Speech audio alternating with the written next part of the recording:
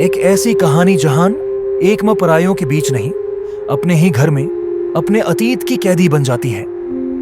एक बूढ़ी औरत नाम मीही जेल से रिहा होकर उस पुराने घर में लौटती है जहां उसका बेटा 25 साल पहले गायब हो गया था और उसी रात उसके पति की रहस्यमयी मौत हुई थी। जैसे ही वो दरवाजा खोलती है, कैमरा घर के अंदर के अंधेरे को दिखाता है। पुरानी दीवारों पर छिलती हुई पेंट, एक टूटी हुई घड़ी और फर्श पर खून के निशान, हर फ्रेम डर और रहस्य की आहट देता है। मीही एक तस्वीर को देखती है, अपने बेटे की, और कैमरा उसके चेहरे के भावों को पास से दिखाता है। गिल्ट, पेन और डिटर्मिनेशन। वो यहां था और शायद अब भी है। एक जवान मीही अपने बेटे ह्योजोंग और पति के साथ घर में रह रही है। सब कुछ सामान्य लगता है, लेकिन हर रात घर के नीचे बने बेसमेंट से अजीब आवाजें आती हैं, जैसे कोई दीवार के पीछे से सांस ले रहा हो। एक रात ह्योजोंग अचानक घर से गायब हो जाता है। पति शक करता है कि मीही ने ही कुछ किया है। दृश्य बदलता है। पुलिस मीही को गिरफ्तार करती है। उसका दावा, मैंने उसे नहीं मारा, वो किसी ने गायब किया है, कोई था उस कमरे में। अब वर्तमान में मीही दीवारें खटखटाती हैं। हर फ्रेम में बैकग्राउंड स्कोर धीरे धीरे तेज होता है। वो एक पुरानी डायरी खोजती है जिसमें लिखा होता है, इस घर में समय एक जैसा नहीं बहता। दीवार के पीछे से फुसफुसाने की आवाज आती है।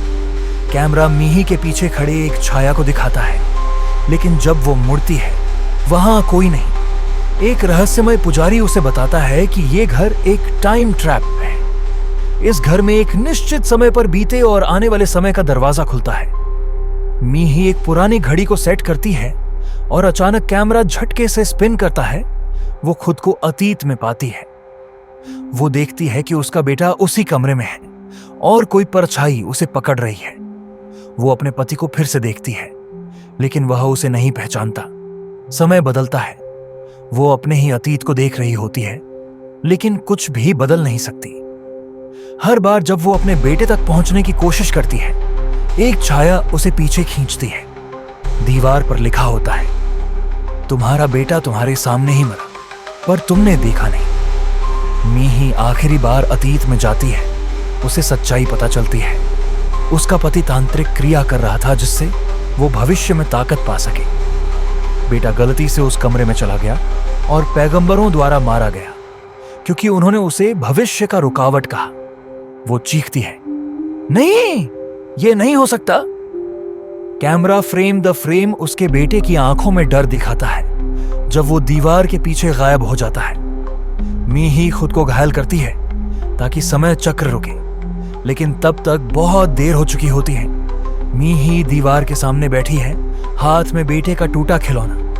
दीवार पर उसका हाथ खून से लिखा हुआ, I saw you my son, I am sorry. मीही अतीत से वापस वर्तमान में आती है। अब घर और भी डरावना लगने लगता है। सीलन से भरी दीवारें, रात के समय बेसमेंट से आती फटी फटी सी हंसी की आवाजें। कैमरा दरवाजे की दरार से किसी को झांकते हुए दिखाता है। वो महसूस करती है कि वो अकेली नहीं है, कोई इस घर में अब भी उसके साथ है। बैकग्राउंड साउंड में धीमी घंटियों और सांसों की आवाजों मीही को एक पुराना स्केच मिलता है। एक नक्शा जिसमें दिखाया गया है कि घर के नीचे एक गुप्त सुरंग है। कैमरा नीचे की ओर जाता है। दीवार के पीछे ईंटें निकालते वक्त उसके हाथ से खून निकलता है। एक दरवाजा खुलता है और सामने आता है एक छोटा सा अंधेरा कमरा जिसमें रक्त के धब्बे, पुरानी रस्सियां और जंग लगे लोहे के हथियार पड़े हैं। दीवार पर लिखा है, टाइम रिपीट्स, ब्लड रिमेंबर्स।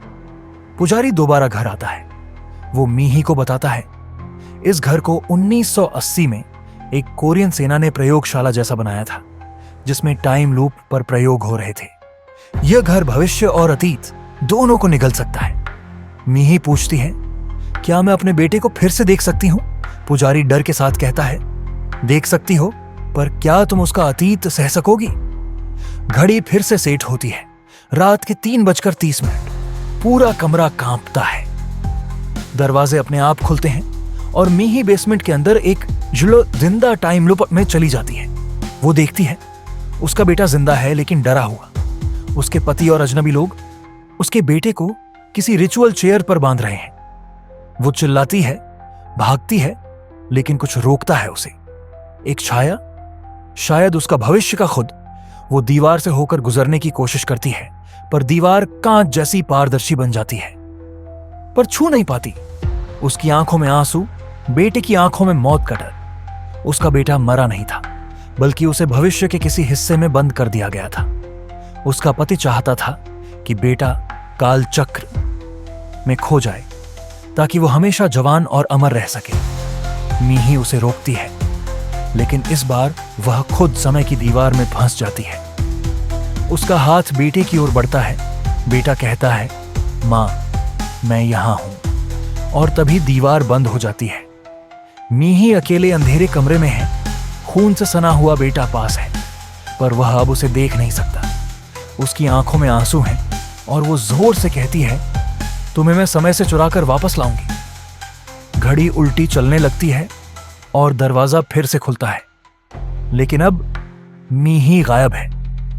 अंतिम फ्रेम।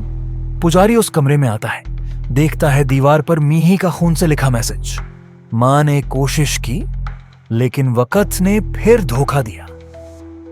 यह फिल्म सिर्फ एक हॉरर नहीं, बल्कि एक मां की ममता और समय के खिलाफ उसकी लड़ाई की कहानी है।